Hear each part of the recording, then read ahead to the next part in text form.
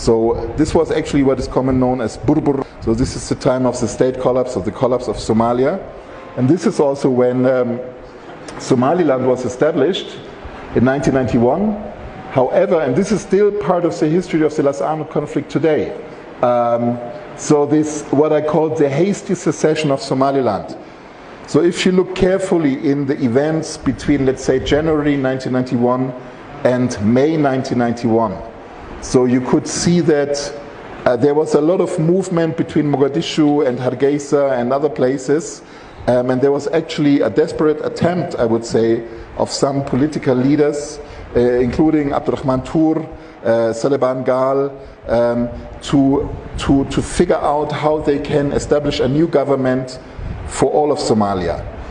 However, when Mohammed Farah Aidid and Ali Mahdi split and started fighting each other in Mogadishu, in I believe it was maybe February, March, April, it was already this time in 1991, they realized that they only have the option to stay in the north, to forge something like a separate entity. Respectively, they were actually trying to get distance themselves from the ongoing or the unfolding war in Mogadishu. So they met they had different smaller peace meetings in northern Somalia, among, for instance, between Bulbahante and various Isaac clans, or among different other groups, also Warsangili and Isaac. And eventually there was this meeting in Bur'o in May 1991. However, at this meeting in Bur'o, the decision was not, the first plan was not to decide on the secession of Somaliland, but the first plan for most people involved, for most responsible people involved, was to talk about peace, to have a regional peace agreement. And as far as I know from different actors who were involved, this meeting was in a way hijacked. So Mogadishu was falling apart, a new war was starting in the south between mostly Mohammed Farah Aidid and Ali Mahdi, but also others. And the population in the north generally was armed, including many Isaac were armed. When they were the leaders of the SNM and also the traditional authorities of Dulbahante, Warsangili, Gadabursi and Ise were meeting in Bur'o, there was a moment when the local people, the armed Isaac, were taking over and were threatening the delegates at the Bur'o conference to either declare secession of Somaliland from Somalia or have violence at the meeting. And I think this all can be, this all is documented in various written sources, so this is actually not a secret, it's also nothing really new. Maybe it has become forgotten, but I think this kind of hasty secession, which was not really planned, it was not really discussed among all the people in northern Somalia, this hasty secession is one of the root causes for the conflict in Las Anod today. What unfolded afterwards throughout the 1990s is what I would call the different political trajectories between central and western Somaliland. So you had on the one hand a rather chaotic situation in Somaliland, in central Somaliland, between Bur'o, Hargeisa and Berbera, where actually between 1992 and 1995 mostly various Isaac clans were fighting each other. So it was Habar Yunus and Habar Awal fighting each other in Berbera. There were Habar Awal and Garhachis fighting in Hargeisa and Bur'o. So there was a situation where in the 1990s Somaliland was extremely unstable, and I think many of the political leaders involved were actually not believing that Somaliland would have a long-term future. I guess all of you know that the first president of Somaliland, Abdurrahman Tur, in 1993 left to Mogadishu and joined the government of Mohammed Farah Aidid, joined by several of his senior colleagues, including Mohammed Chama Ghalib and Ismail Buba and others. So they were Isa Habar Yunus, Ama Aida Galiba Ahain. So they went to Mogadishu and joined the federal government, and in a way, the unionist government. And in a way, you had already in 1993, 1994, you had a struggle in Somaliland between unionists and secessionists. However, this struggle was not between Isaac and Harti, Isaac and Harti were the So the struggle was not between Isaac and the Dulbahante and Warsangili in Sol, Sanak and Ain, but the struggle was within Isaac back then.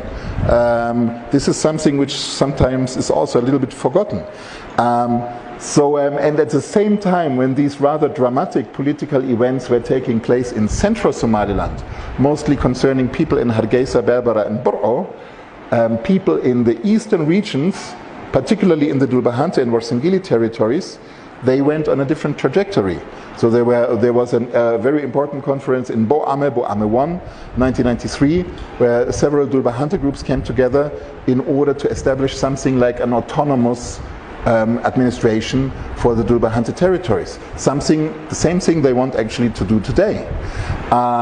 This was consciously happening at the same time like the Borama meeting in 1993.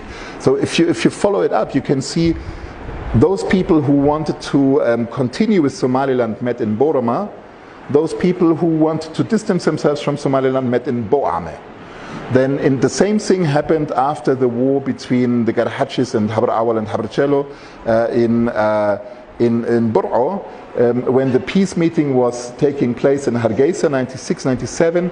At the same time, the second Shir in Boame took place, which again showed that particularly the Dulbahante in those days were very conscious about distancing themselves, or some Dulbahante were very conscious about distancing themselves from the events taking place in central Somaliland. So this is clearly different trajectories, and you could follow up a similar story in the Warsangili territories. So Warsangili territories, Eastern Sanak, was from the early time in the 1990s onwards always a remote territory, which was pretty much under the control of the traditional leaders, particularly Garat Sultan Abdisalam Sultan Hamoud Ali Shire and his family. So another thing which is important already in those days, latest in the late 1990s and early 2000s, you could see that there are different political narratives emerging.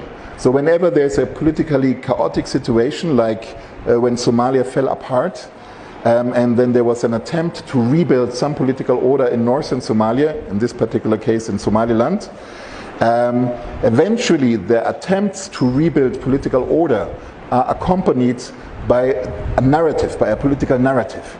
The central political narrative of Somaliland is: we have been British, we have suffered under Mohammed Siad Barre's government, we have fought against Mohammed Siad Barre's government, which is the SNM history, we won, and we established our own political entity.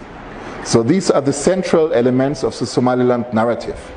The central elements of the counter-narrative of those people who did not want to join Somaliland, particularly Dulbahante, but also some Warsangili, is we were actually anti-colonial.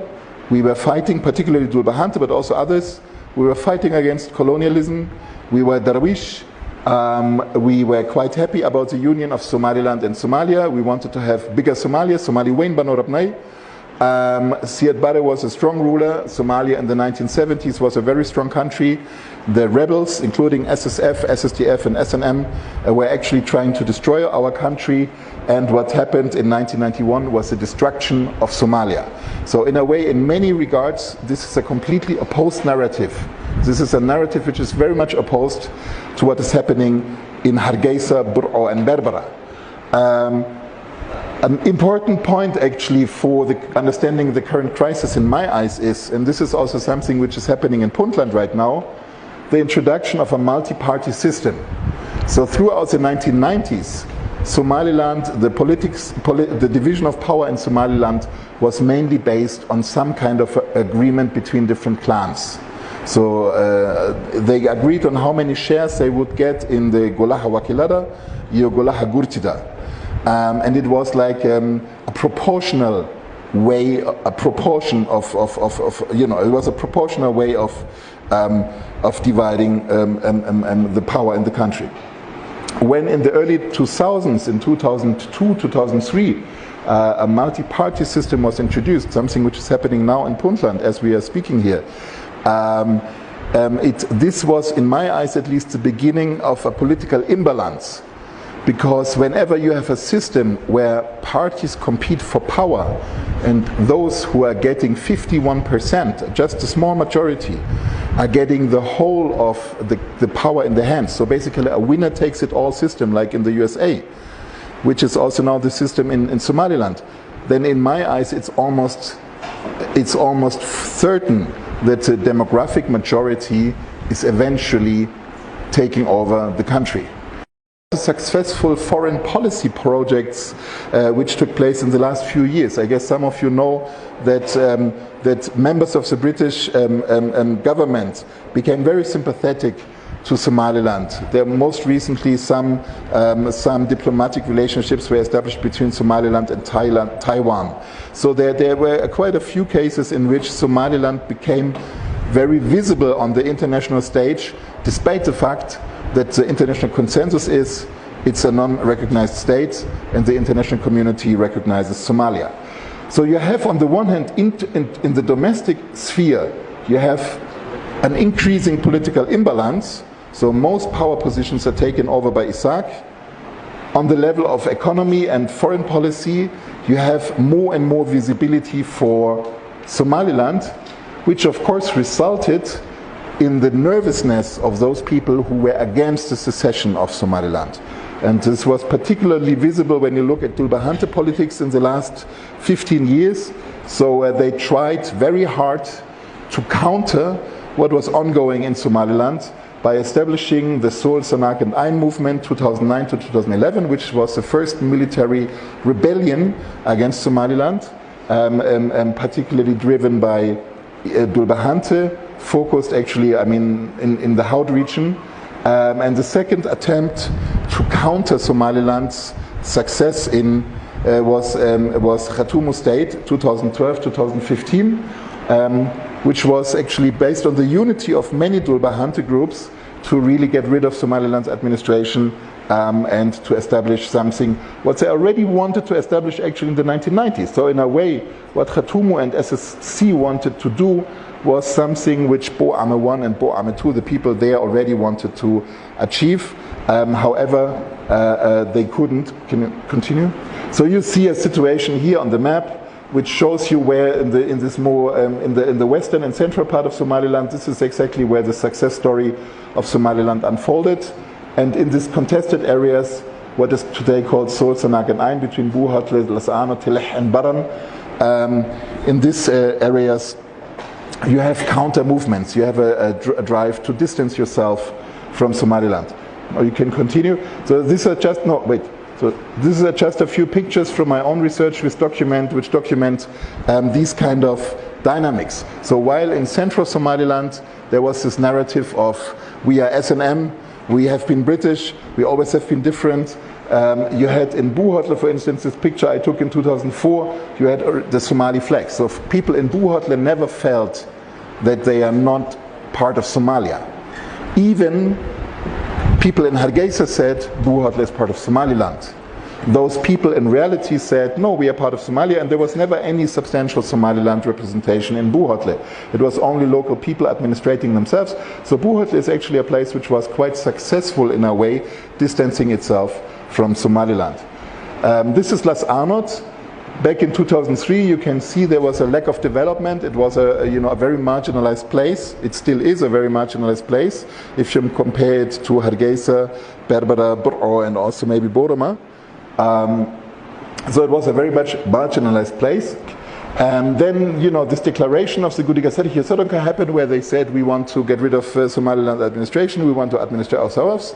This was already happening early on, but then the meeting of the ISIMO took place. And then on the day, as you all know, when on 6th of February, when it was supposed, when those people meeting in Las Anod were supposed to issue the final decision, Musi Bihi's army started to shell Las Anod, and this was another turning point. Why? It showed to the people that there is actually no chance but to fight for freedom in Las Anod.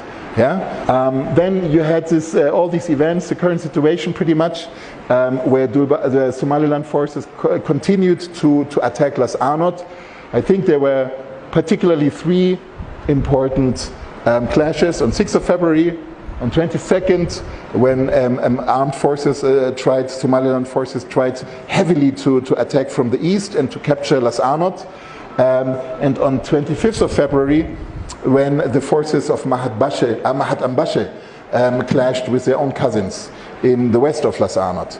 So these were three very heavy battles with a lot of losses, and Dulbahante were pretty much on their own, apart from, of course, logistic and humanitarian support from other parties, including those, of course, in Puntland also, who were giving financial and moral and logistic support, and maybe also ammunition to Dulbahante.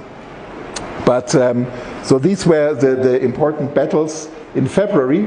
And this was also actually, so you should, if you like the uprising in Las Anod, you should say thanks to Musi Bihi. Mahat ilina isa Musi Bihi wayo Dulbahante wumidei, Hartiga wumidei, Intabadan. So because those events in February showed everybody that if we are not defending ourselves now, we are going to be destroyed. So because if you start bombarding a town with civilians in town, it's clear that there will be no positive outcome for you if you give in to this kind of administration which decides to bombard you. All the external attempts to negotiate failed, and what is currently ongoing is that the leadership of SSG Khatumu, which is basically Gudiga Isimada, Gudiga Sergio Soronka, Gudiga Deganka. Those three entities are the civilian administration of Khatumu, and they are currently trying to stabilize the situation. You can continue. So now here, there are just pictures from the most recent trip to Las Anod, where we were meeting with those traditional leaders who were currently present in town. There were 9 out of 14. Continue. So we also visited some of the damaged infrastructure, some of the damaged houses which have been bombarded by the Somaliland forces. So what? That's the General Hospital of Las Anod. I mean, one part of the General Hospital of Las Anod, which was hit by a mortar. I think, was it end of February? Probably. I'm not sure. Continue. Though these are some of the armed forces in town. I mean, in Las Anod, you see a lot of young men armed. They have a big vehicle in the background, which has been captured from the Somaliland army. No, we can stay with this picture. I mean, one of the current challenges actually is. So I think my personal assessment is. The political administration, so Gudiga Isimada, Gudiga Sergio Soronka, Gudiga Deganka, they are on a good way. They are pretty reasonable. They are well oriented. They do a good work. They divide the jobs which they have to do. They divide the financial resources. They mobilize financial resources. They try to take care of issues. So I think, from my personal assessment, the situation in Las Anod is rather stable. There's not a big insecurity in town. So small issues happen, but it's basically safe. So I feel safe.